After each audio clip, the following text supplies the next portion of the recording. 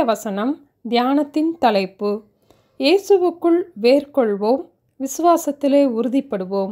கொலோசையர் 2 அதிகாரம் 6-7 வசனங்கள்.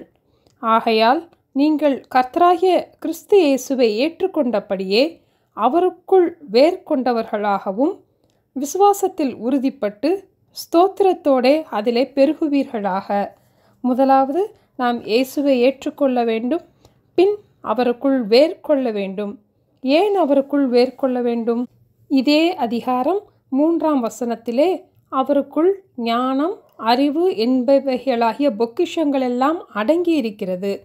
இயேசுவுக்குள் இருக்கும் ஞானத்தையும் அறிவையும் நாம் அறிய அறிய அவரில் நாம் வேர்கொள்ள முடியும்.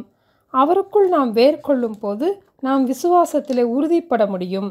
நாம் விசுவாசத்திலே உறுதிப்படும் போது நமக்குள்ளே நன்றி உணர்வு நிரம்பி வழிய ஆரம்பிக்கும். ஆங்கில வேதத்திலே ஸ்தோத்திரத்தோடு அதிலே பெருகுவீர்களாக என்பதற்கு ஓவர்ஃப்ளோயிங் வித் கிராட்டிடியூட் என்று இருக்கிறது. நன்றி உணர்வு நமக்குள்ளே நிரம்பி வழிய வேண்டும் என்று. ஆண்டவருக்குள் வேரூன்றுவதை ஒரு மரம் வேரூன்றுவதற்கு ஒப்பிட்டு நாம் பார்க்கலாம். வேரை யாரும் பார்க்க முடியாது. ஆண்டவரோடு நமக்கு இருக்கும் தனிப்பட்ட ஐக்கியம் யாருக்கும் தெரியாமல் இருக்கலாம். வேரின் வளர்ச்சி சரியாக இருந்தால் அந்த மரம் காற்றிலும் வெயிலிலும் உறுதியாக நிற்கும். வறண்ட காலங்களில் மரத்திற்கு போதுமான அளவு தண்ணீர் இல்லாத போது அந்த வேர் இன்னும் ஆழத்திற்குள் செல்லும். அப்படி செல்லும் வேர்கள் இன்னும் அந்த மரத்திற்கு உறுதியை தரும். பூமிக்கடியில் எங்கு தண்ணீர் ஓடும் சத்தம் கேட்கிறது என்பதை வேர்கள் கவனித்து அந்த தண்ணீரின் பக்கமாக தன் வேர்களை விடும் என்று விஞ்ஞானிகள் கண்டுபிடித்துள்ளார்கள்.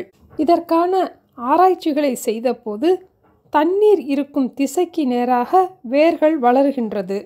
வேப்ப மரம் எவ்வளவு உயரம் இருக்கிறதோ அதே போல 2 மடங்கு உயரம் வேர்களை கீழே விடும். கான்கிரீட் பில்டிங் கூட பாதிக்கப்படும் அளவுக்கு தண்ணீர் பக்கமாக வேரை விடும். ஒரு மரமே தண்ணீரை கண்டுபிடித்து வேரூன்றி நிற்பதற்கு இவ்வளவு பிரயாசப்படுமேயானால் ஆண்டவருக்குள் நாம் வேர்கொள்ள எவ்வளவு பிரயாசப்பட வேண்டும். வேர் அந்த மரத்திற்கு பாதுகாப்பு. அதுபோல நாம் ஆண்டவரை அறிகிற வாஞ்சையிலே, ஜபத்திலே, வேதம் வாசிப்பதிலே வேரூன்றுவது நமக்குத்தான் பாதுகாப்பு. எந்த சூழ்நிலையிலும் விசுவாசிக்கிறவன் பதறான் என்ற வசனத்தின்படி நாம் விசுவாசத்தில் உறுதியாக இருக்கும் போது பதறாமல் இருக்க ஆண்டவர் உதவி செய்வார். அப்பொழுது நன்றி உணர்வு நம்மில் பெருக ஆரம்பிக்கும்.